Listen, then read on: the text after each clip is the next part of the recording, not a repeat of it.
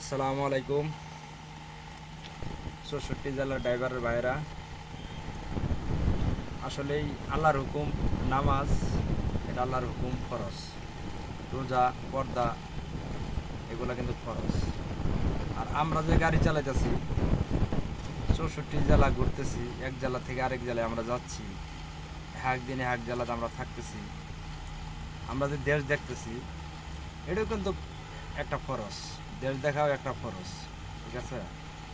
তাহলে আল্লাহ যে আঙ্গরের দেশগুলো দেখাইতেছে, আমরা যে বিভিন্ন জায়গায় যাচ্ছি, তাহলে আল্লাহর কাছে কি আমরা শুক্রিয়া আদায় করার দরকার না? আলহামদুলিল্লাহ, আল্লাহর কাছে আমরা শুক্রিয়া আদায় করি। আল্লাহ আঙ্গরে বিভিন্ন দেশে ঘুরাইতেছে, বিভিন্ন জায়গায় যাচ্ছি, বিভিন্ন রকমের দেশ দেখতেছি, ঠিক আছে? আল্লাহর কাছে শুক্রিয়া আদায় করি। আর একটা বিষয় হলো, মহান আল্লাহ আঙ্গরে দুনিয়াতে আসলেই যাই যে কর্ম করি, ঠিক আছে? আল্লাহর ইবাদত, মূল কথা হলো আল্লাহর ইবাদত করতে হবে। আমি ড্রাইভারি করতেছি, একজন এক কর্ম করতেছে, সব কিছু ব্যতিক্রম করেই কিন্তু আল্লাহর হুকুম আঙ্গরে পালন করতে হইব, মানতে হইব। মহান আল্লাহ আঙ্গরে অনেক যত্ন সহকারে বানাইছে, দুনিয়াত পাঠাইছে। আসলে আল্লাহ মূলত কথা হলো আল্লাহর ইবাদত করার জন্য আঙ্গরে পাঠাইছে।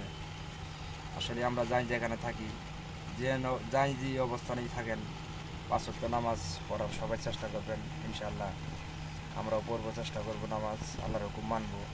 আসলে আল্লাহর যে নিয়ামত, আমরা দেশ বিদেশে ঘুরতেছি, খাইতেছি, এই নিয়ামতের হিসেবে তো দিতে পারবো না। আসসালামু আলাইকুম।